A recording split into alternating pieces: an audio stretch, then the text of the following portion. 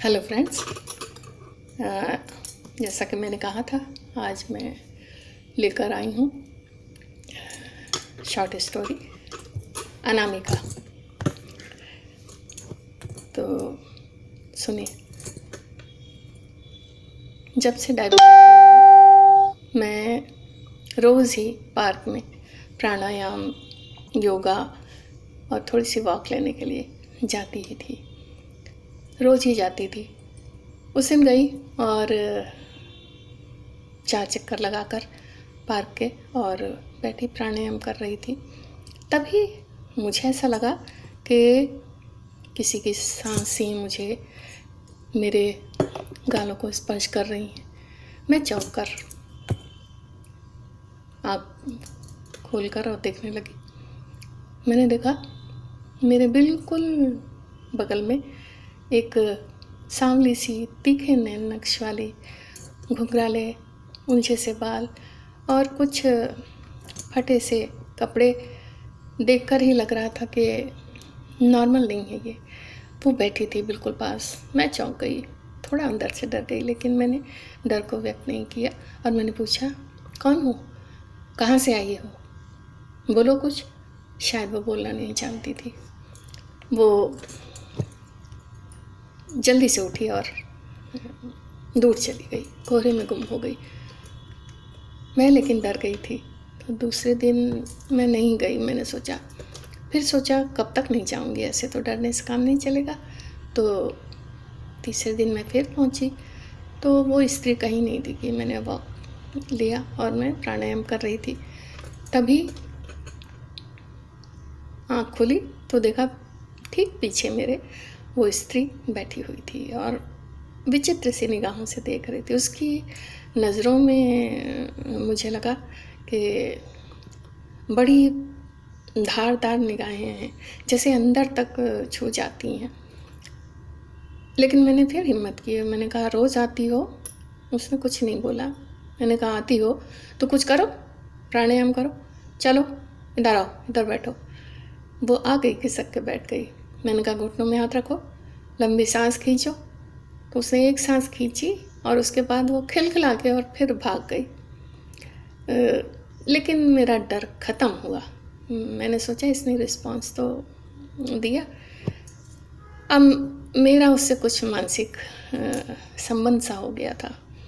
मैं उसके लिए कपड़े लाती और खाने के ड्रिंक्स और स्नैक्स वगैरह लाती, वो प्यार से खाती और कपड़े भी पहनती, तो बड़ी प्यारी लगती थी।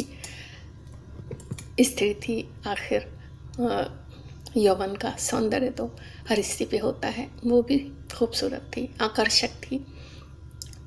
इस तरह हम भाव सखियाँ हो गए और मैं उससे कुछ कुछ बोलती रहती थी। वो बहुत ध्यान से सुनती थी, जवाब नहीं देती थी लेकिन सुनती थी। तो मैंने संवाद के लिए उसका नाम अनामिका रख दिया और अब मैं अनामिका करके कुछ बोलती तो वो रिस्पॉन्स देती। मैंने सोचा, देखो ये पूरी पागल तो नहीं है, मतलब चीज़ों को समझती है। आखिर ये भी तो कुछ सोचती होगी ना। क्या सोचती होगी हमारी दुनिया के बारे में, पता नहीं, लेकिन कुछ तो सोचती होगी। और कितनी मस्त है, देखो उसे कोई चिंता नहीं है। इसने अपनी दुनिया अलग बना रखी है। आखिर विक्षिप्त लोगों का भी तो एक ख्वाबों का क्षेत्र होता होगा, वो कुछ सोचते तो होंगे। इसी तरह के विचार मंथन से मैं उन दिनों गुजर रही थी। एक रात, करीब 15 दिन निकल गए। एक रात मैंने सोचा कि अनामिका को कोई अच्छी जगह होना चाहिए, उसको अच्छा परिवेश मिलना चाहिए और जहाँ उसका अच्छी देखभाल हो, उसका ट्रीटमेंट भी हो जाए। तो मैंने कई NGO से बात करी और एक जगह फाइनल भी हो गया। मैंने सौरभ को बताया, मेरे पति, उनको बताया कि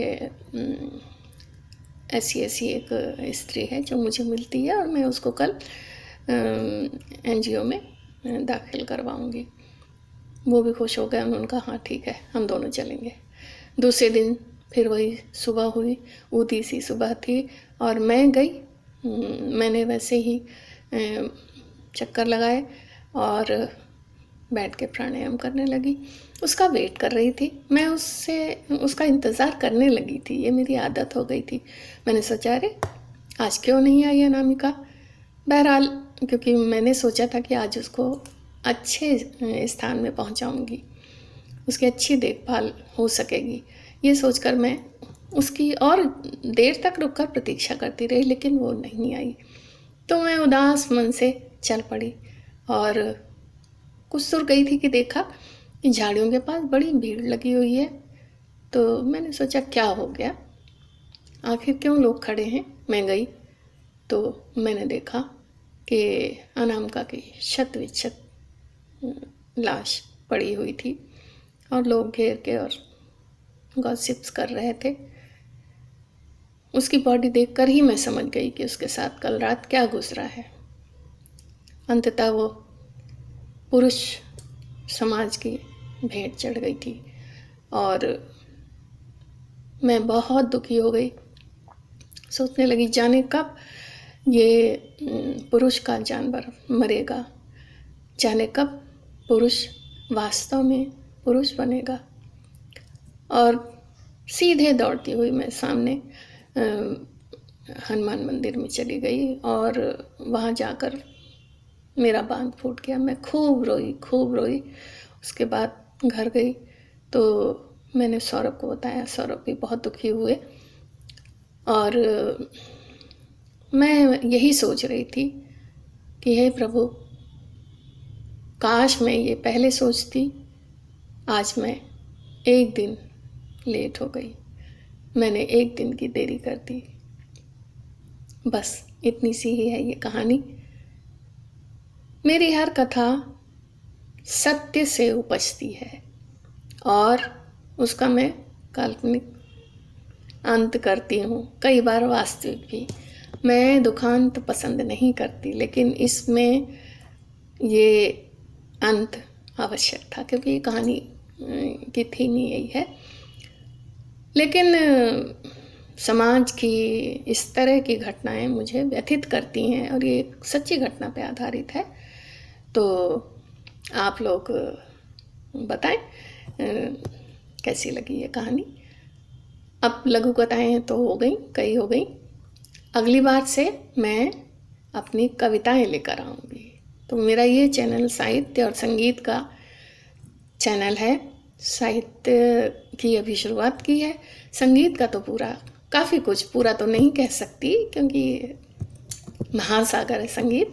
बीच बीच में ऐसे करती रहूँगी। अब मैं अपनी कुछ रचनाएं आपको सुनाऊँगी। तो सब्सक्राइब करें, बेल ज़रूर दबाएं और अच्छा लगता है तो कमेंट भी करें। तो बस आज के लिए इतना ही। नमस्कार, फिर मिलती हूँ किसी नई विधा के साथ।